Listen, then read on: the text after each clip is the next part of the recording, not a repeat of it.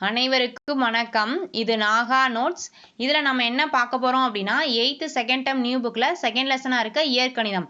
இந்த லெசனோட பார்ட் 3 பார்க்க போகிறோம். இதுதான் ஃபைனல் பார்ட். இதோட இந்த லெசன் கம்ப்ளீட்டாக முடியுது.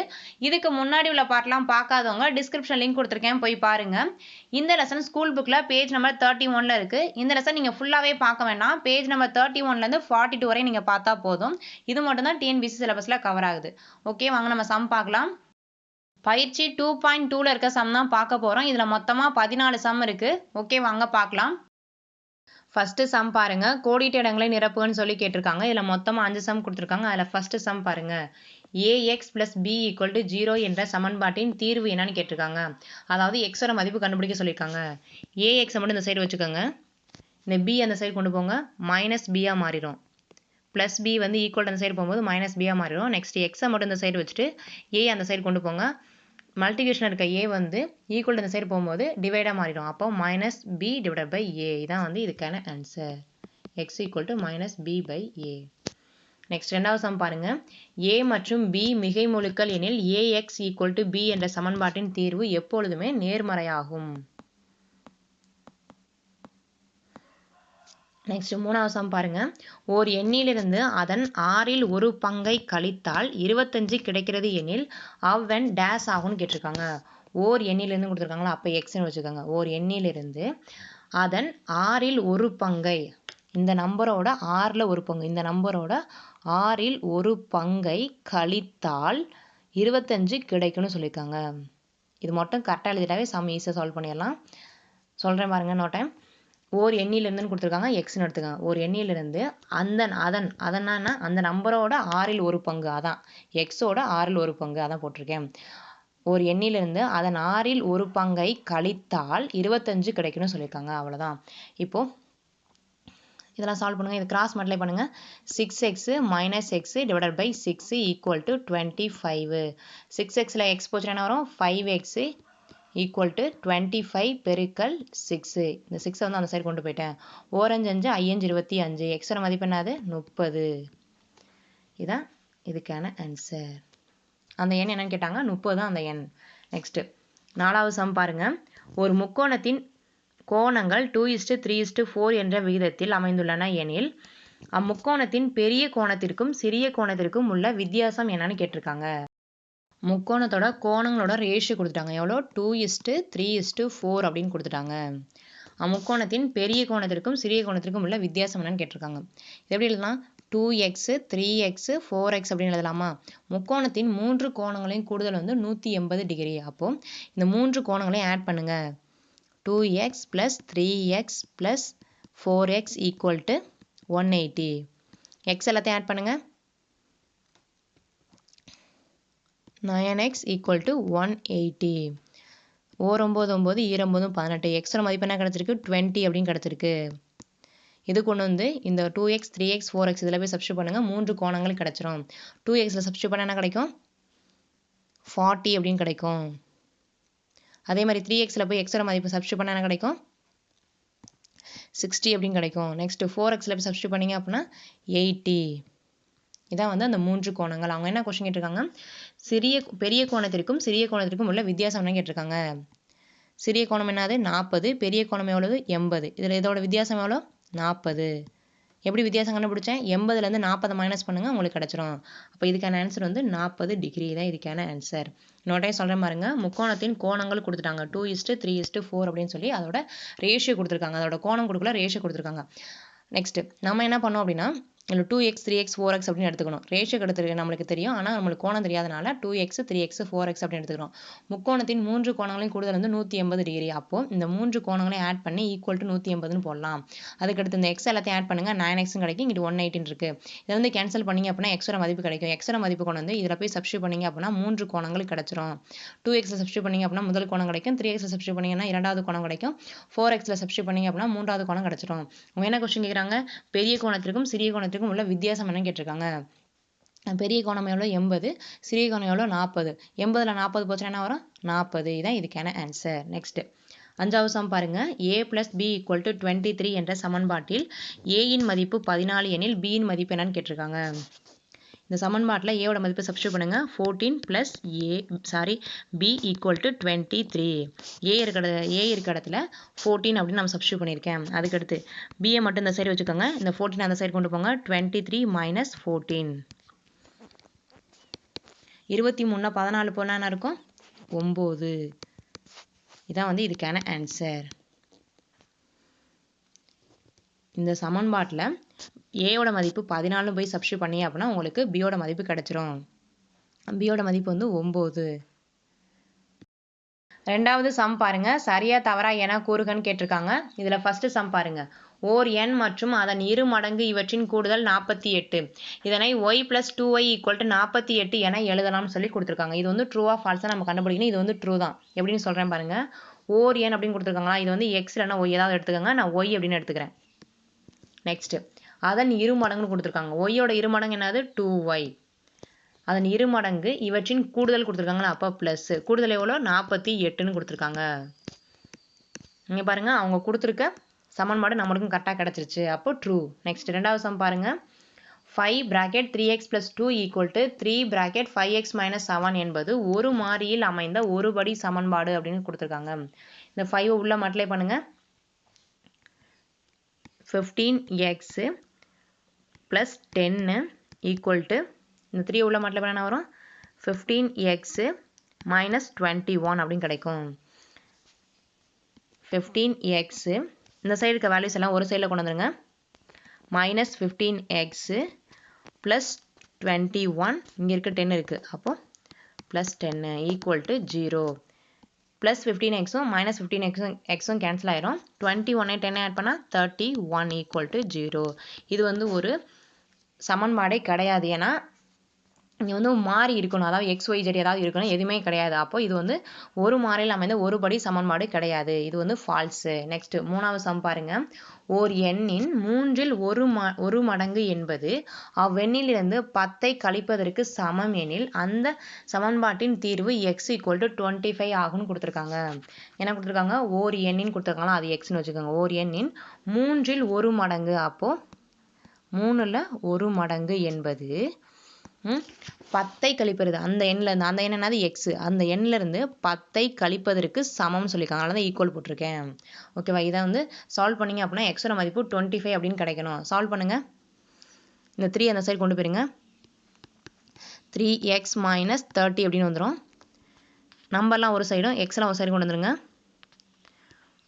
+13 வந்துடும். இங்கிட்டு இருக்க -30 இந்த சைடு வரும்போது +30 மாதிரி எக்ஸ் அந்த சைடு கொண்டு போனீங்க அப்படின்னா 2x அப்படின்னு 2x அப்படின்னு கிடச்சிருச்சு. 4 2 15 2 30. எக்ஸோட மதிப்பு என்ன கிடச்சிருக்கு? 15 அப்படின்னு கிடச்சிருக்கு. இங்கே என்ன கொஷினில் என்ன கொடுத்துருக்காங்க? 25 அப்படின்னு கொடுத்துருக்காங்க. அப்போ இது வந்து ஃபால்ஸு. இன்னொரு டைம் சொல்கிறேன் பாருங்கள். இது மட்டும் நீங்கள் கரெக்டாக எழுதிட்டாவே இந்த சம் வந்து ட்ரூ ஆ ஃபால்ஸாக நம்ம ஈஸியாக கண்டுபிடிச்சிடலாம். ஓர் எண்ணின்னு கொடுத்துருக்காங்க, எக்ஸ்னு எடுத்துக்காங்க. அதோட 3ல் 1 மடங்குன்னு கொடுத்துருக்காங்க. அப்போ 1/3 அப்படின்னு போட்டிருக்கேன். 3ல் 1 மடங்கு. நெக்ஸ்ட் அவ்வெண்ணிலிருந்து, அவ்வெண்ணா எக்ஸு, அவ்வெண்ணிலிருந்து 10ஐ கழிப்பதற்கு சமம்னு சொல்லியிருக்காங்க. இதுல இருந்து 10 கழிச்சு ஈக்குவல் போடுங்க, அவ்வளோதான். இதை சால்வ் பண்ணீங்க அப்படின்னா உங்களுக்கு எக்ஸோட மதிப்பு 15 அப்படின்னு கிடைக்குது. ஆனால் அவங்க வந்து 25 அப்படின்னு கொடுத்துருக்காங்க. அப்போ ஃபால்ஸு. மூணாவது சம் பாருங்க. ஓர் எண் மற்றொரு எண்ணின் 7 மடங்கு ஆகும். அவற்றின் வித்தியாசம் 18 எனில் அவ்வெண்களை காண்கன்னு கேட்டிருக்காங்க. ஓர் எண் மற்றொரு எண்ணின் 7 மடங்கு ஆகும்னு கொடுத்துருக்காங்க. ஒரு எண் எக்ஸ் அப்படின்னு இருந்துச்சு அப்படின்னா மற்றொரு எண் 7x இருக்கும். ஏன் 7x? இங்கே 7 மடங்குன்னு கொடுத்துருக்கனால 7x அப்படின்னு வரும். நெக்ஸ்ட் அவற்றின் வித்தியாசம் 18 எண்ணில் கொடுத்துருக்காங்களா, அதாவது இந்த ரெண்டு நம்பரோட வித்தியாசம் எவ்வளோ அப்படின்னா 18. அப்போ 7x - x = 18. நீங்கள் பெரிய நம்பர்லேருந்து சின்ன நம்பரை மைனஸ் பண்ணுங்கள். நீங்கள் வாட்டில் எக்ஸ்லேருந்து 7x மைனஸ் பண்ணாதீங்க, மைனஸில் ஆன்சர் வரும். பெரிய நம்பர்லேருந்து சின்ன நம்பரை மைனஸ் பண்ணுங்கள். 7xல எக்ஸ் போச்சுன்னா என்ன வரும்? 6x = 18. எக்ஸை மட்டும் இந்த சைடு வச்சுட்டு 6 அந்த சைடு கொண்டு போங்க. 18 ÷ 6. 1 6 6 3 6 18. எக்ஸோட மதிப்பு என்னது? 3. எக்ஸ் அப்படின்றது என்னது? முதல் எண். முதல் எண் எவ்வளோ? 3ன்னு கண்டுபிடிச்சாச்சு. நெக்ஸ்ட் அதுக்கடுத்து இதில் போய் சப்ஸ்டியூட் பண்ணுங்க. 7 3 21.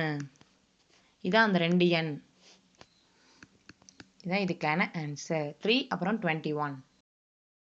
நாலாவது சம் பாருங்க. அடுத்தடுத்த 3 ஒற்றை எண்களின் கூடுதல் 75 எனில் அவற்றுள் எது பெரிய எண் கேட்டிருக்காங்க. இந்த சம் ரொம்ப ஈஸியாக போட்டுடலாம். இங்க பாருங்க அடுத்தடுத்த 3ன்னு கொடுத்துருக்காங்களா, அப்போ 3 கோடு போட்டுக்கோங்க. ஓகே, நெக்ஸ்ட் அடுத்தடுத்த 3 ஒற்றை எண்களின் கூடுதல் எவ்வளோ? 75. 75 என்ன பண்ணோம் அப்படின்னா 3ஆல டிவைட் பண்ணோம். ஏன் 3ஆல டிவைட் பண்ணுறோம்? 3ன்னு கொடுத்துருக்காங்களா, அடுத்தடுத்த 3 ஒற்றை எண்களின் கூடுதல் கொடுத்துருக்காங்க 75 அப்படின்னா அந்த 75 3ஆல டிவைட் பண்ணோம். 1 3 3 2 3 6 மிச்சம் 1 I 3 15 25 அப்படின்னு கிடச்சிருச்சு. இந்த 25 கொண்டு வந்து சென்டரா போடுங்க. போட்டுட்டு 25க்கு அடுத்து இருக்க ஒற்றை எண் என்னன்னு பாருங்க, 27. ஏன் ஒற்றை எண் போடுறோம்? அவங்க கொஸ்டின்ல அடுத்தடுத்த 3 ஒற்றை எண் அப்படின்னு கொடுத்துருக்காங்க, அதனால தான் 25 சென்டரா போட்டுட்டு இதுக்கு அடுத்து இருக்க ஒற்றை எண் என்னன்னு பார்க்கணும், 27. அதே மாதிரி 25க்கு முன்னாடி இருக்க ஒற்றை எண் என்னன்னு பாருங்க, 23. அவங்க என்ன கொஸ்டின் கேட்டிருக்காங்க, அவற்றுள் எது பெரிய எண் கேட்டிருக்காங்க. இந்த 3 நம்பர்ல எது பெருசு? 27 தான் பெருசு. அப்போ 27 தான் இதுக்கான ஆன்சர். இதுவே சின்ன நம்பர் என்னன்னு கேட்டிருந்தாங்க அப்படின்னா 23 அப்படின்னு சொல்லியிருக்கோம். அவங்க பெரிய நம்பர் கேட்டிருக்கனால 27 போட்டிருக்கோம். ஓகேவா? என்னோட சொல்றேன் பாருங்க, அடுத்தடுத்த 3 ஒற்றை எண்களின் கூடுதல் கொடுத்துருக்காங்க 75 அப்படின்னு. 75 3ஆல டிவைட் பண்ணுங்க. டிவைட் பண்ணி அதை சென்டரா போட்டுக்கோங்க. சென்டரா போட்டுட்டு இங்க பாருங்க, இங்க ஒற்றை எண்ணா இரட்டை எண்ணான்னு பாருங்க. இங்க ஒற்றை எண் அப்படின்னு கொடுத்துருக்காங்க. அப்போ 25க்கு அடுத்து இருக்க ஒற்றை எண் என்னன்னு பாருங்க, 27. அதே மாதிரி 25க்கு முன்னாடி இருக்க ஒற்றை எண் என்னன்னு பாருங்க, 23. அவங்க என்ன கொஸ்டின் கேட்கறாங்க, பெரிய எண் என்னன்னு கேட்டிருக்காங்க. பெரிய எண் அப்படின்னா இதுல என்ன, இது 27. 5வது சம் பாருங்க, ஒரு செவ்வகத்தின் நீளமானது அதன் அகலத்தின் 1/3 பங்கு ஆகும். அச்செவ்வகத்தின் சுற்றளவு 64 மீட்டர் எனில் செவ்வகத்தின் நீளம் மற்றும் அகலத்தை காண்கன்னு கேட்டிருக்காங்க. ஒரு செவ்வகம் எடுத்துக்கோங்க. இதுல வந்து இது L, இது வந்து B. இப்போ கண்டிஷன் பாருங்க, ஒரு செவ்வகத்தின் நீளமானது அதன் அகலத்தின் 1/3 பங்கு ஆகும்னு கொடுத்துருக்காங்க. அகலம் வந்து x அப்படின்னு எடுத்துக்கோங்க. இப்போ கண்டிஷனை பாருங்க, செவ்வகத்தோட நீளம் வந்து அகலம் எவ்வளோ? x. அகலத்துல 1/3 பங்குன்னு கொடுத்துருக்காங்க. அகலத்துல 1/3 பங்கு. நெக்ஸ்ட் என்ன கொடுத்துருக்காங்க, அச்செவ்வகத்தின் சுற்றளவு கொடுத்துருக்காங்க 64 மீட்டர் எனில் செவ்வகத்தின் நீளம் மற்றும் அகலத்தை காண்கன்னு கேட்டிருக்காங்க. என்னோட சொல்றேன் பாருங்க, செவ்வகத்தோட அகலம் வந்து x அப்படின்னு எடுத்துக்கோங்க. நெக்ஸ்ட் செவ்வகத்தோட நீளம் வந்து அகலத்துல 1/3 பங்கு. அகலம் எவ்வளோ? x. அதுல 1/3 பங்கு. அதனாலதான் x × 1/3ன்னு போட்டிருக்கேன். நெக்ஸ்ட் சுற்றளவு கொடுத்துருக்காங்களா, செவ்வகத்தின் சுற்றளவு கண்டுபிடிக்க ஃபார்முலா என்ன, 2L + B. சுற்றளவு எவ்வளோ கொடுத்துருக்காங்க, 64. 2 L எவ்வளோ? இதான் வந்து L, x/3 அப்படின்னு போடலாமா. நெக்ஸ்ட் B எவ்வளோ, x = 64. இதை கிராஸ் மல்டிப்ளை பண்ணுங்க, 2x + 3x / 3 = 64. ரெண்டாவது டிவைட் பண்ணலாமா, ஓ2 2, இங்கே 3 2 6, e2 4 இருக்கு. எக்ஸையும் 3x ஆட் பண்ணா 4x = 32. இந்த 3 அந்த சைடு கொண்டு போங்க, மல்டிப்ளை மாறிடுச்சு. 4x 32 3 மல்டிப்ளை பண்ணா வரும் 96 அப்படின்னு வந்துருச்சு. x அந்த சைடு வச்சுட்டு 4 அந்த சைடு கொண்டு போங்க, 96 / 4. 4 நாங்க இங்க, 2 8, மிச்சம் 1 நன்னாங்கும் 16. x = 24. x அப்படின்றது என்னது, அகலம். அகலம் கண்டுபிடிச்சாச்சு, 24 அப்படின்னு கண்டுபிடிச்சாச்சு. இப்போ நீளம் கண்டுபிடிக்கணுமா, நீளம் கண்டுபிடிக்கணும் அப்படின்னா இந்த x இருக்க இடத்துல 24 சப்ஸ்டியூட் பண்ணுங்க. சப்ஸ்டியூட் பண்ணா என்ன வரும், 1 3 3 8 3 24 அப்படின்னு வந்துச்சு. அப்போ சாரி, நீளம் எவ்வளோ அப்படின்னா 8. அகலம் வந்து 24, நீளம் வந்து 8. இதான் இதுக்கான ஆன்சர். 6வது சம் பாருங்க, 5 மற்றும் 10 ரூபாய் மதிப்புகளை மட்டுமே கொண்ட 90 பணத்தாள்கள் உள்ளன. அதன் மதிப்பு ரூபாய் 500 எனில் ஒவ்வொரு முக மதிப்புடைய பணத்தாள்களும் எத்தனை உள்ளன என காண்கன்னு கேட்டிருக்காங்க. மொத்தமா 90 பணத்தாள் இருக்கு. இந்த 90 பணத்தாள்ல 5 ரூபா மதிப்புடைய பணத்தாளும் இருக்கு, 10 ரூபா மதிப்புடைய பணத்தாளும் இருக்கு. அவங்க என்ன கொஸ்டின் கேட்குறாங்க அப்படின்னா 5 ரூபா மதிப்புடைய பணத்தாள் எத்தனை இருக்கு, 10 ரூபா மதிப்புடைய பணத்தாள் எத்தனை இருக்குன்னு சொல்லி தான் அவங்க கொஸ்டின் கேட்குறாங்க. நம்மளுக்கு 5 ரூபா மதிப்புடைய பணத்தாள் எத்தனை இருக்குன்னு தெரியாது, எக்ஸ்னு வச்சுக்கோங்க. அதே மாதிரி 10 ரூபா மதிப்புடைய பணத்தாள் எத்தனை இருக்குன்னு தெரியாது. அதுக்கு என்ன பண்ணோம் அப்படின்னா மொத்த பணத்தாள் எவ்வளோ, 90. அதுல இருந்து 5 ரூபா மதிப்புடைய பணத்தாளோட எண்ணிக்கையை மைனஸ் பண்ணோம் அப்படின்னா நம்மளுக்கு 10 ரூபா மதிப்புடைய பணத்தாளோட எண்ணிக்கை கிடைச்சிரும். அதனால தான் 90 - x அப்படின்னு நான் போட்டிருக்கேன். நெக்ஸ்ட் அதன் மதிப்பு வந்து மொத்தமா 500 ரூபா இருக்கிறதா சொல்லியிருக்காங்க. நெக்ஸ்ட் 5 ரூபா வந்து எவ்வளோ இருக்குன்னு நம்ம கண்டுபிடிக்கணும். அதுக்கு என்ன பண்ணணும் அப்படின்னா, இந்த 5ஐயும் எக்ஸையும் மல்டிப்ளை பண்ணுங்க. 5x அப்படின்னு கிடைச்சிச்சு. அதே மாதிரி 10 ரூபா வந்து எவ்வளோ இருக்குன்னு கண்டுபிடிக்கணும். அதுக்கு இந்த 2ஐயும் மல்டிப்ளை பண்ணுங்க. இதே மல்டிப்ளை பண்ணுங்க. மொத்தமாக எவ்வளோ ரூபாய் இருக்குது? இந்த 5 ரூபா 10 ரூபா மொத்தமாக சேர்த்து வந்து 500 ரூபாய் இருக்க சொல்லியிருக்காங்களா? அப்போ நடுவில் ப்ளஸ் போட்டு ஈக்குவல் டு 500 அப்படின்னு போடுங்க. இந்த 10 உள்ள மல்டிப்ளை பண்ணுங்க. 5x ப்ளஸ்ஸு 10ஐயும் 90ஐயும் மல்டிப்ளை பண்ணால் 900 minus 10x equal to 500. Next 5xல மைனஸ் 10x போச்சுன்னா என்ன இருக்கும்? மிச்சம் மைனஸ் 5xன்னு தான் இருக்கும். அதுக்கடுத்து 500 இந்த 900 அந்த சைடு கொண்டு போங்க. மைனஸ் 900 அப்படின்னு மாறிடுச்சு. Minus 5x equal to minus 400. இந்த மைனஸுக்கும் மைனஸும் கேன்சல் ஆயிடுச்சு. 4 5 5 8 5 40 0. x equal to 80. x அப்படின்றது என்னது? 5 ரூபா பணத்தாளோட எண்ணிக்கை. அப்போது 5 ரூபா பணத்தாள் மொத்தம் எத்தனை இருக்குது அப்படின்னா 80 இருக்குது. நெக்ஸ்ட்டு 10 ரூபா பணத்தாள் வந்து மொத்தம் எத்தனை இருக்குன்னு நம்ம கண்டுபிடிக்கணும். 90 மைனஸ் 80 எவ்வளோ? 10. 5 ரூபாய் பணத்தாள் மொத்தம் வந்து 80 இருக்குது. 10 ரூபாய் பணத்தாள் வந்து மொத்தம் 10 இருக்குது. இதான் இதுக்கான ஆன்சர். 7வது சம் பாருங்க. தேன்மொழியின் தற்போதைய வயது முரளியின் வயதை விட 5 ஆண்டுகள் அதிகமாகும். 5 ஆண்டுகளுக்கு முன் தேன்மொழிக்கும் முரளிக்கும் இடையே இருந்த வயது விகிதம் 3:2 எனில் அவர்களின் தற்போதைய வயது என்னன்னு கேட்டிருக்காங்க. தேன்மொழி அப்படின்னு போட்டுக்கோங்க. அதுக்கடுத்து முரளின் அப்படின்னு போடுங்க. தேன்மொழியின் தற்போதைய வயது முரளியின் வயதை விட 5 ஆண்டுகள் அதிகம் அப்படின்னு சொல்லியிருக்காங்க. முரளின் வயது எக்ஸ் அப்படின்னு இருந்துச்சு அப்படின்னா தேன்மொழியோட வயது வந்து எக்ஸ் பிளஸ் 5 இருக்கும். இது வந்து தற்போதைய வயது.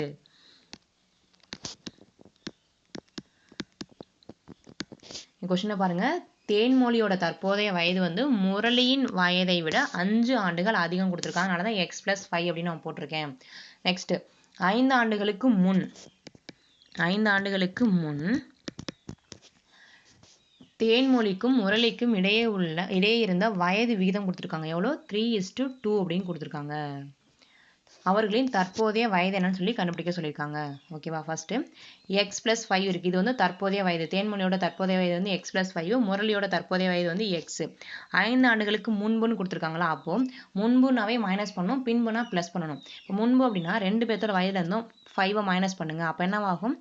X plus 5 minus 5. அதே மாதிரி இங்கே எக்ஸ் மைனஸ் 5 அப்படின்னு வரும். அதுக்கப்புறம் இதோட ரேஷியோ எவ்வளோ? 3:2ன்னு கொடுத்துருக்காங்களா? X plus 5 minus 5 divided by x minus 5 அப்படின்னு எழுதிக்கோங்க. இதோட ரேஷியோ எவ்வளோ? 3/2. ஓகே. 5ல் 5 போச்சுனாலும் 0 ஆயிரும். அப்போ x divided by x minus 5 equal to 3/2. Cross multiply பண்ணுங்க. 2x இந்த சைடு 3x மைனஸ் 15. எக்ஸ்லாம் ஒரு சைடும் நம்பர்லாம் ஒரு சைடு கொண்டு வாங்க. ப்ளஸ் 15 மாறிடும். மைனஸ் 15 இந்த சைடு வரும்போது 2x இந்த சைடு போகும்போது மைனஸ் 2x மாறும். அப்போ 3xல 2x போச்சுன்னா வெறும் எக்ஸ் மட்டும் தான் இருக்கும். எக்ஸோட மதிப்பு என்ன? 15 கண்டுபிடிச்சிட்டோம். எக்ஸ் அப்படின்றது என்னது? முரளியோட தற்போதைய வயது. முரளியோட தற்போதைய வயது எவ்வளோ? 15. அப்போது எக்ஸோட இந்த ப்ளஸ் 5 ஆட் பண்ணுமா? எக்ஸோட ப்ளஸ் 5 ஆட் பண்ணனாலும் 20. இது வந்து என்ன? யாரோட வயது? தேன்மொழியோட வயது. முரளியின் வயது வந்து 15. தேன்மொழியின் வயது வந்து 20. இதான் இதுக்கான ஆன்சர். இன்னொரு டைம் சொல்கிறேன் பாருங்க. தேன்மொழியின் தற்போதைய வயது வந்து முரளியின் வயதை விட 5 ஆண்டுகள் அதிகம்னு கொடுத்துருக்காங்க. அதனால தான் முரளியோட வயது எக்ஸ்ன்னு எடுத்துட்டு தேன்மொழியோட வயது வந்து எக்ஸ் பிளஸ் 5 அப்படின்னு எடுத்திருக்கேன். நெக்ஸ்ட் 5 ஆண்டுகளுக்கு முன்பு அப்படின்னு கொடுத்துருக்காங்க. முன்பு தேன்மொழிக்கும் முரளிக்கும் இடையே இருந்த வயது விகிதம் எவ்வளோ? 3:2 அப்படின்னு கொடுத்துருக்காங்க. ஓகேவா? 5 ஆண்டுகளுக்கு முன்பு அப்படின்னாவே என்ன பண்ணணும் அப்படின்னா மைனஸ் பண்ணணும். பின்பு அப்படின்னா ப்ளஸ் பண்ணணும். முன்புனா மைனஸ் பண்ணணும். அப்போ இங்கே பாருங்க 5 ஆண்டுகளுக்கு முன்பு அப்படின்னால மைனஸ் பண்ணுறோம். எக்ஸ் பிளஸ் 5ஓட இன்னொரு 5 மைனஸ் பண்ணுங்க. அதே மாதிரி எக்ஸோட இன்னொரு 5 மைனஸ் பண்ணுங்க. மைனஸ் பண்ணி போட்டுக்கோங்க. இது வந்து 5 ஆண்டுகளுக்கு முன்பு தேன்மொழியோட வயது எவ்வளோ அப்படின்னா இது. அதே மாதிரி 5 ஆண்டுகளுக்கு முன்பு முரளியோட வயது எவ்வளோ அப்படின்னா எக்ஸ் மைனஸ் 5. 5 ஆண்டுகளுக்கு முன்பு இருக்க ரேஷியோ தெரியுமா? அப்போது 2 ஈக்குவல் பண்ணுங்க. இந்த இதையும் போட்டுட்டு அதுக்கடுத்து 3:2ன்னு போடுங்க. இப்படி போட்டு இதில் வந்து கேன்சல் பண்ணுங்க. எக்ஸோட மதிப்பு கிடைக்கும். எக்ஸோட மதிப்பு கொண்டு போயிட்டு தற்போது வயதில் போய் சப்ஸ்டியூட் பண்ணுங்க. முரளியோட தற்போதைய வயது எவ்வளோ? எக்ஸ். அதே மாதிரி தேன்மொழியோட தற்போதைய வயது எவ்வளோ? X plus 5. இதில் போய் சப்ஸ்டியூட் பண்ணீங்க அப்படின்னா முரளி மற்றும் தேன்மொழியோட வயது கிடைச்சிரும். எட்டாவது சம் பாருங்க. 2 இலக்கங்களை கொண்ட ஓர் எண்ணின் இலக்கங்களின் கூடுதல் 9. அந்த எண்ணிலிருந்து 27ஐ கழிக்க அவ்வெண்களின் இலக்கங்கள் இடம் மாறிவிடும் எனில் அவ்வெண்ணை காண்கன்னு கேட்டிருக்காங்க. இந்த சம் ஆப்ஷன் வச்சு போட்டோம் அப்படின்னா ரொம்ப ஈஸியா போட்டுடலாம். ஃபர்ஸ்ட் ஆப்ஷன் எடுத்துக்கோங்க 63. இப்போ கண்டிஷனை பாருங்க. 2 இலக்கங்களை கொண்ட ஓர் எண்ணின் இலக்கங்களின் கூடுதல் 9ன்னு கொடுத்துருக்காங்க. அதாவது இந்த இலக்கத்தை இந்த இலக்கத்தையும் கூட்டினீங்க அப்படின்னா உங்களுக்கு 9ன்னு கிடைக்கும். 6ஐயும் 3ஐயும் கூட்டினா என்ன வரும்? 9 தான் வரும். ஃபர்ஸ்ட் கண்டிஷன் சாட்டிஸ்ஃபை ஆயிடுச்சு. நெக்ஸ்ட், அந்த எண்ணிலிருந்து 27ஐ கழிக்கன்னு சொல்லியிருக்காங்க. அதாவது 63லேருந்து 27ஐ கழிச்சோம் அப்படின்னா இலக்கங்கள் இடம் மாறிவிடும் சொல்லியிருக்காங்க. அதாவது 63 இருக்கிறது 36 மாறிடும் சொல்றாங்க. இப்போ 63லேருந்து 27 கழிச்சு பாருங்க, நம்மளுக்கு 36ன்னு கிடைக்கும். 63ல 27 போச்சுன்னா என்ன வரும்? 36 தான் வரும். கரெக்டாவே கிடைக்குது. அப்போ 2 கண்டிஷனுமே சாட்டிஸ்ஃபை ஆயிடுச்சு. அப்போ ஆப்ஷன் ஏ தான் இதுக்கான ஆன்சர். நெக்ஸ்ட், ஆப்ஷன் பி வேணா செக் பண்ணி பார்க்கலாம். 54. ஃபர்ஸ்ட் கண்டிஷன் என்னது? 2 இலக்கங்களை கொண்ட ஓர் எண்ணின் இலக்கங்களின் கூடுதல் 9ன்னு கொடுத்துருக்காங்க. இந்த 2 இலக்கங்களையும் கூட்டணும் அப்படின்னா நம்மளுக்கு 9 கிடைக்கணும். கூட்டுங்க, 9ன்னு கிடைக்குது. ஃபர்ஸ்ட் கண்டிஷன் ஓகே ஆயிடுச்சு. நெக்ஸ்ட், அந்த எண்ணிலிருந்து 27ஐ கழிக்க 54லேருந்து 27ஐ கழிக்கிறாங்க. 54லேருந்து 27 கழிச்சோம் அப்படின்னா அவ்வெண்களின் இலக்கங்கள் இடம் மாறிடும் சொல்றாங்க. அதாவது 54 வந்து 45ஆ மாறிடும் அப்படின்னு சொல்றாங்க. 54லேருந்து 27 நீங்க மைனஸ் பண்ணீங்க அப்படின்னா உங்களுக்கு 45 கிடைக்கணும். ஆனா என்ன கிடைக்கும்? 27 தான் கிடைக்கும். 54ல 27 போச்சு அப்படின்னா 27 தான் கிடைக்கும். அப்போ ஆப்ஷன் பி வராது. இதே மாதிரி option c and d check பண்ணுங்க, ஆன்சர் வராது. ஆப்ஷன் ஏ மட்டும்தான் வரும்.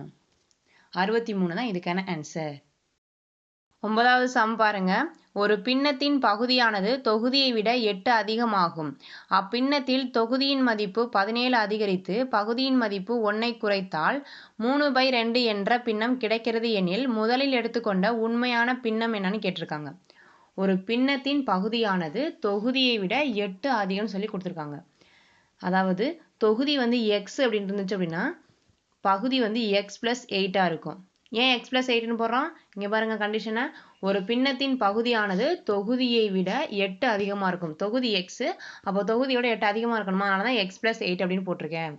நெக்ஸ்ட், அப்பின்னத்தில் இந்த பின்னத்தில் x/x பிளஸ் 8 இந்த பின்னத்தில் தொகுதியின் மதிப்பு 17 அதிகரித்து, அதாவது தொகுதியில் வந்து 17 கூட்டிக்கோங்க. தொகுதியின் மதிப்பு 17 அதிகரித்து பகுதியின் மதிப்பு 1ஐ குறைத்தால், இதுல இருந்து 1ஐ மைனஸ் பண்ணிக்கணும். பகுதியில இருந்து 1ஐ மைனஸ் பண்ணணும், தொகுதியில வந்து 17 ஆட் பண்ணணும். 1ஐ குறைத்தால் 3/2 என்ற பின்னம் வந்து கிடைக்கிறதா சொல்லியிருக்காங்க. இப்போ இதை சால்வ் பண்ணி எக்ஸோட மதிப்பு கண்டுபிடிங்க. எக்ஸோட மதிப்பு கண்டுபிடிச்சு இதில் போய் சப்ஸ்டியூட் பண்ணீங்க அப்படின்னா உண்மையான பின்னம் கிடைச்சிரும். எக்ஸ் பிளஸ் 17 டிவைடட் பை 8ல் 1 போச்சுன்னா என்ன வரும்? 7. அப்போ x plus 7 equal to 3/2. இதை கிராஸ் மல்டிப்ளை பண்ணுங்க. 2x plus 34 equal to 3x plus 21. x எல்லாம் ஒரு சைடும் நம்பர்லாம் ஒரு சைடும் கொண்டு வாங்க. 34 இந்த சைடில் இருக்க 21 இந்த சைடு வரும்போது -21ஆக மாறிடும். 3x minus 2x. 3xல 2x போச்சுன்னா என்ன வரும்? வெறும் x. 34ல 21 போச்சு அப்படின்னா 13. xோட மதிப்பு என்னது? 13. இதை கொண்டு வந்து இதில் போய் சப்ஸ்டியூட் பண்ணுங்க. 13 டிவைடட் பை 8 ஆட் பண்ணுமா? 13 8 ஆட் பண்ணா 21. இதான் வந்து உண்மையான பின்னம். இதான் இதுக்கான ஆன்சர். எக்ஸோட மதிப்பு கண்டுபிடிச்சிட்டு இதில் போய் சப்ஸ்டியூட் பண்ணீங்க அப்படின்னா உண்மையான பின்னம் கிடைச்சிடும். 13/21 தான் வந்து உண்மையான பின்னம். 10வது சம் பாருங்க. ஒரு தொடர்வண்டி மணிக்கு 60 கிலோமீட்டர் வேகத்தில் சென்றால் சேர வேண்டிய இடத்திற்கு 15 நிமிடங்கள் தாமதமாக சென்று சேரும். ஆனால் அவ்வண்டி மணிக்கு 85 கிலோமீட்டர் வேகத்தில் சென்றால் சேர வேண்டிய இடத்திற்கு 4 நிமிடங்கள் மட்டுமே தாமதமாக சென்று சேரும் எனில் அத்தொடர்வண்டி கடக்க வேண்டிய பயண தூரத்தை காண்கன்னு கேட்டிருக்காங்க. கொஸ்டின்ல ஸ்பீடு, டைமு, டிஸ்டன்ஸ் இதை பற்றிலாம் கொடுத்துருந்தாங்க அப்படின்னா இதுக்கு ஃபார்முலா இருக்குது. Speed equal to distance by time. இந்த ஃபார்முலா கொஞ்சம் சேஞ்ச் பண்ணி எழுதிக்கோங்க. இந்த டைம் அந்த சைடும் இந்த ஸ்பீட் அந்த சைடும் மாற்றி எழுதிக்கோங்க. Time equal to distance by speed. இந்த ஃபார்முலா யூஸ் பண்ணி தான் இப்போ நம்ம சம் சால்வ் பண்ண போகிறோம். இப்போ ஃபஸ்ட்டு பாருங்கள். ஒரு தொடர்வண்டி மணிக்கு 60 கிலோமீட்டர் வேகத்தில் சென்றால் சேர வேண்டிய இடத்திற்கு 15 நிமிடங்கள் தாமதமாக சென்று சேரும் சொல்லியிருக்காங்க. டைம் தெரியாது, டி அப்படியே வச்சுக்கோங்க. டிஸ்டன்ஸும் தெரியாது, நம்ம தான் கண்டுபிடிக்கணும். டி அப்படியே வச்சுக்கோங்க. டிவைடட் பை ஸ்பீடு கொடுத்துருக்காங்க. என்னது 60 km/h. ஓகேவா?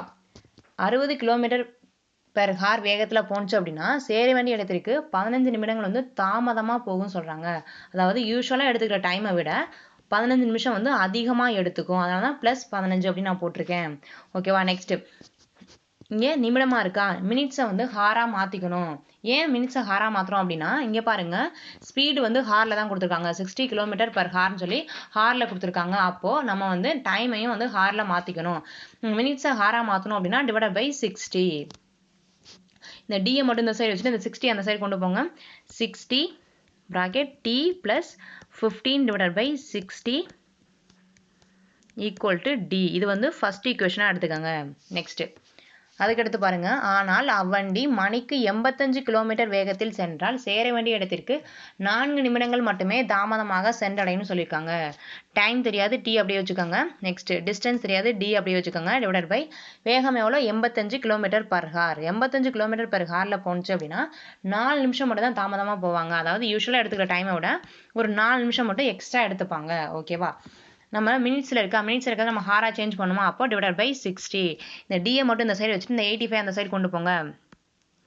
85 bracket t plus 4 divided by 60 equal to d. இது வந்து ரெண்டாவது ஈக்குவேஷன். ஓகே, இப்போ நம்ம டிஸ்டன்ஸ் தான் கண்டுபிடிக்க சொல்லியிருக்காங்க. இந்த ஈக்குவேஷனில் பாருங்கள், நம்மளுக்கு வந்து 60 km வேகத்தில் போனாலும் அதே டிஸ்டன்ஸ் தான் கடக்க போகிறாங்க. 85 km வேகத்தில் போனாலும் அதே டிஸ்டன்ஸ் தான். அப்போ டிஸ்டன்ஸ் வந்து சம்மா. அப்போ ஃபர்ஸ்ட் ஈக்குவேஷனே ரெண்டாவது ஈக்குவேஷனே சமப்படுத்துங்க, ஈக்குவல் பண்ணுங்க.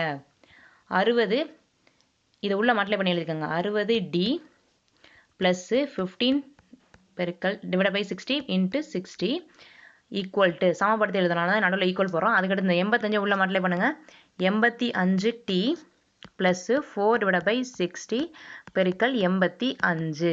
இப்போ கேன்சல் பண்ண முடிஞ்சனா கேன்சல் பண்ணுங்கள். இந்த 60க்கு இந்த 60 கேன்சல் ஆயிடுச்சு. நெக்ஸ்ட்டு 12 60, இங்கே 4 5 மிச்சம் 3, 7 5 35, 4 4 3 4 12 இருக்கு. மிச்சம் என்னென்ன இருக்குது? 60t plus 15 equal to 85t plus 17/3.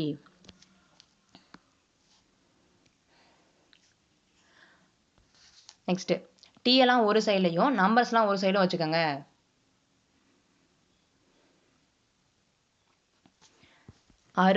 இந்த 85t எங்கிட்டே இருக்கட்டும். இந்த 60t அந்த சைடு கொண்டு போங்க.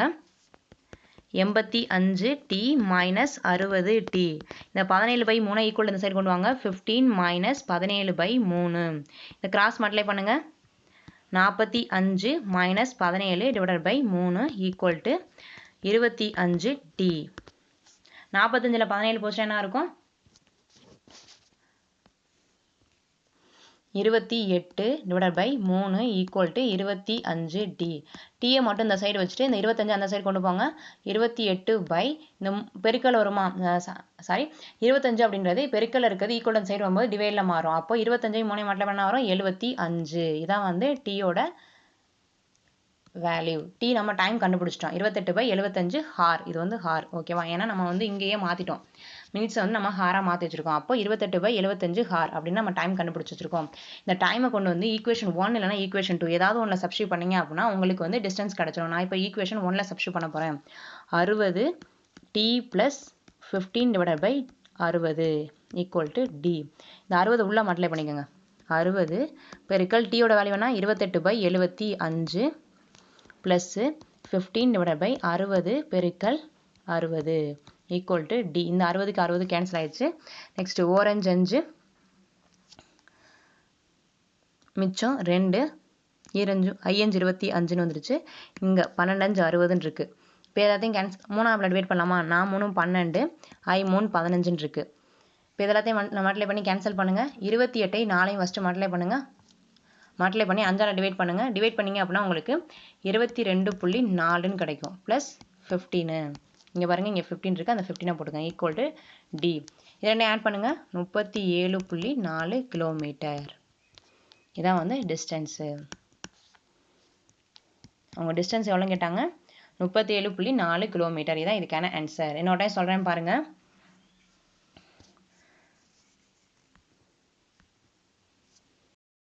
கொஸ்டின் என்ன கொடுத்துருக்காங்க, ஒரு தொடர் வண்டி வந்து 60 கிலோமீட்டர் வேகத்துல சென்றுச்சு அப்படின்னா சேர வேண்டிய இடத்திற்கு 15 நிமிஷம் வந்து தாமதமா சென்றடைன்னு சொல்லியிருக்காங்க. டைம் தெரியாது, டி அப்படியே வச்சுக்கோங்க.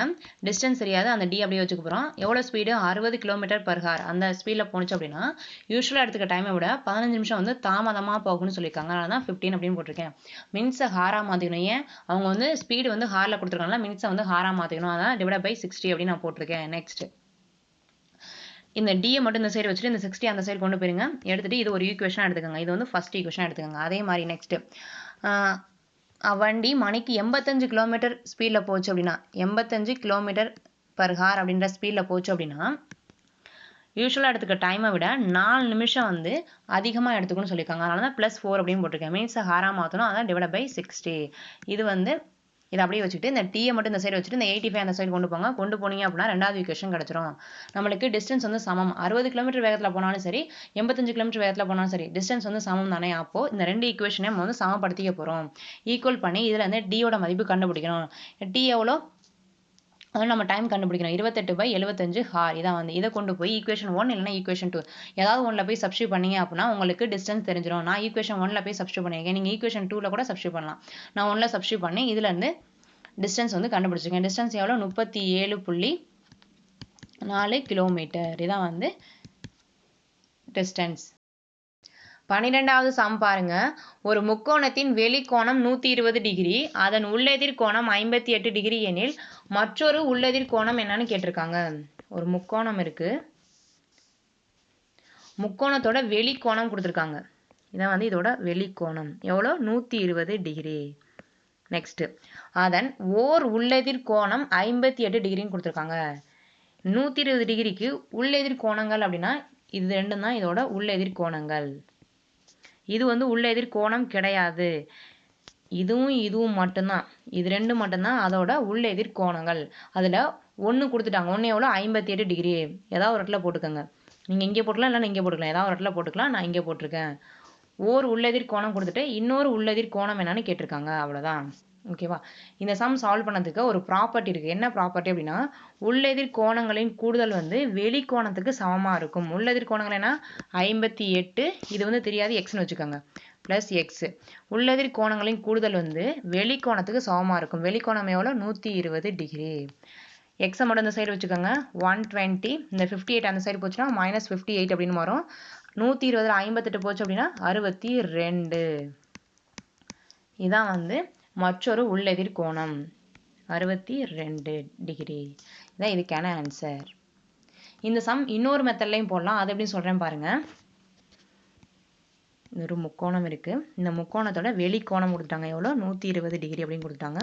அப்புறம் ஓர் உள்ளெதிர் கோணம் கொடுத்துருக்காங்க. மற்றொரு உள்ளெதிர் கோணம் என்னென்னா நம்மள்கிட்ட கொஸ்டின் கேட்டிருக்காங்களா.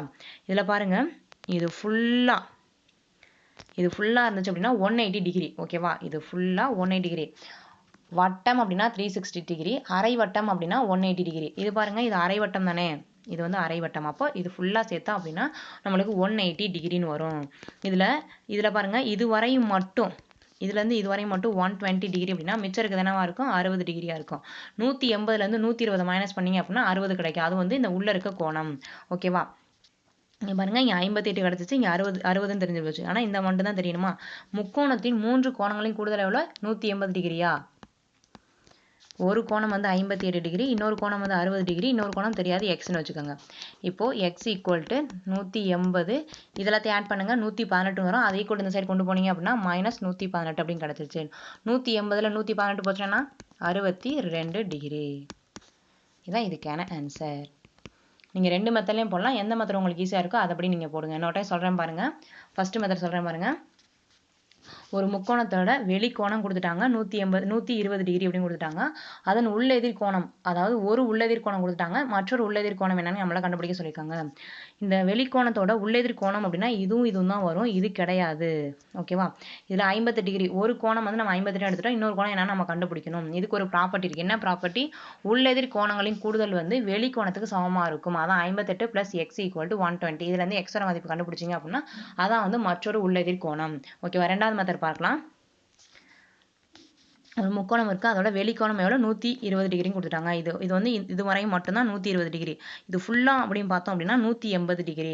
அப்போ 180 டிகிரியில் 120 டிகிரி போச்சுன்னா மிச்சத்தனை இருக்கும் 60 டிகிரி இருக்குமா? அப்போ அது இந்த உள்ளே இருக்க கோணம் எவ்வளோ அப்படின்னா 60 டிகிரி.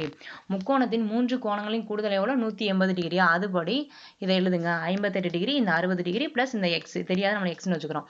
எல்லாத்தையும் ஆட் பண்ணிங்க அப்படின்னா உங்களுக்கு 180 டிகிரி கிடைக்கும். இப்போ எல்லாத்தையும் ஆட் பண்ணி எக்ஸோட மதிப்பு கண்டுபிடிங்க. 62 டிகிரி. இதான் இதுக்கான ஆன்சர். 13வது சம் பாருங்க. ஆண்டிற்கு 5% வட்டி வீதத்தில் ஓர் ஆண்டிற்கு ரூபாய் 500 தனி வட்டியாக தரும் அசல் எவ்வளோன்னு கேட்டிருக்காங்க. வட்டி வீதம் கொடுத்துருக்காங்க. R = 5%. நெக்ஸ்ட் N கொடுத்துருக்காங்க. ஓர் ஆண்டுன்னு கொடுத்துருக்காங்களா? அப்போ N வந்து 1 year. நெக்ஸ்ட் தனி வட்டி கொடுத்துட்டாங்க. எவ்வளோ? 500. அவங்க என்ன கொஸ்டின் கேட்குறாங்க? அசல் கண்டுபிடிக்க சொல்லியிருக்காங்க. தனி வட்டிக்கான ஃபார்முலா என்ன? Simple interest equal to PNR by 100. Simple interest எவ்வளோ? 500. அசல் தெரியாது, அப்படியே வச்சுக்கோங்க. N வந்து ஒரு ஆண்டு, அதுக்கடுத்து R வந்து 5% divided by 100. Pயை மட்டும் ஒரு சைடு வச்சுட்டு மற்ற எல்லாம் வந்து அந்த சைடு கொண்டு போங்க. 500. இந்த சைடில் இருக்க 100 வந்து ஈக்குவல் அந்த சைடு வரும்போது பெருக்கலாக மாறிடும். divided by 1 பெருக்கல் 5. ஓரஞ்சு இங்கே 100 மட்டும் பண்ண வரும். P = 10,000. அசல் எவ்வளோ அப்படின்னா 10,000. இதான் இதுக்கான ஆன்சர். ஆப்ஷன் சி தான் இதுக்கான ஆன்சர். 14வது சம் பாருங்க. இதான் லாஸ்ட் சம். 2 எண்களின் மீச்சிமா மற்றும் மெய்ப்போக்கா ஆகியவற்றின் பெருக்கு தொகை 24 ஆகும். அவற்றுள் ஓர் எண் 6 எண்ணில் மற்றொரு எண் என்னன்னு கேட்டிருக்காங்க. இந்த சம் ஃபார்முலா யூஸ் பண்ணி போடலாம். ஃபார்முலா யூஸ் பண்ணி போட்டால் ரொம்ப சிம்பிளாக போட்டுடலாம். LCM into HCF equal to X into Y. LCM and HCF ஓட பெருக்கு தொகை கொடுத்துட்டாங்களா? எவ்வளோ? 24. நெக்ஸ்ட் X அப்படின்றது ஒரு எண் 6ன்னு போட்டாச்சு. மற்றொரு எண் என்னன்னு நம்மளை தான் கண்டுபிடிக்க சொல்லியிருக்காங்க. தெரியாது, அப்போ Y அப்படியே வச்சுக்கோங்க. Y இந்த சைடு வச்சுட்டு 6 அந்த சைடு கொண்டு வாங்க. 24 divided by 6 அப்படின்னு வந்துச்சு. 1 6 6 4 6 24. Y = 4. இதான் இதுக்கான ஆன்சர். மற்றொரு எண் என்னன்னு கேட்டாங்க. 4 தான் மற்றொரு எண். 11வது சம் உங்களோட ப்ராக்டிஸ்க்காக நீங்கள் ப்ராக்டிஸ் பண்ணி பார்த்துட்டு உங்களோட ஆன்சரை கமெண்ட் பண்ணுங்கள். யார் கரெக்டாக ஃபஸ்ட்டு ஆன்சர் பண்ணுறீங்களோ அவங்களோட கமெண்டை நான் பின் பண்ணி வைக்கிறேன். அதை வச்சு மற்றவங்க செக் பண்ணிக்கோங்க ஆன்சர் கரெக்டாக இல்லை அப்படின்னு. ஓகே ஃப்ரெண்ட்ஸ், உங்களுக்கு இந்த வீடியோ யூஸ்ஃபுல்லாக இருந்துச்சு அப்படின்னா லைக் பண்ணுங்கள், உங்கள் ஃப்ரெண்ட்ஸுக்கு ஷேர் பண்ணுங்கள். தேங்க்யூ.